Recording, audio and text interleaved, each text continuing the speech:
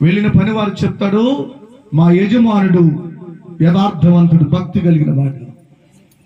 వీళ్ళ దేవుడు మాత్రమే సాక్ష్యం ఇవ్వడం కాదు, ఆ యజమాని దగ్గర పనిచేస్తున్న వారు కూడా పేతురుతో సాక్ష్యం ఇస్తున్నారు, అతడు యథార్థవంతుడు. యథార్థత ఉందా నీలో? యథార్థత ఉందా నీలో?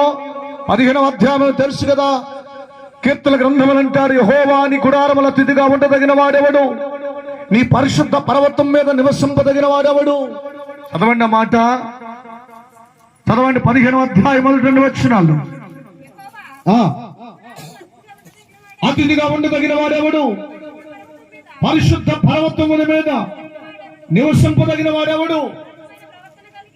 యథార్థమైన ప్రవర్తన కలిగి నీతిని అనుసరించుచు హృదయపూర్వకంగా నిజము పలికి వాడి. స్తోత్రం చెప్పండి, హల్లెలూయా. 2 చేతులు చెప్పండి, హల్లెలూయా.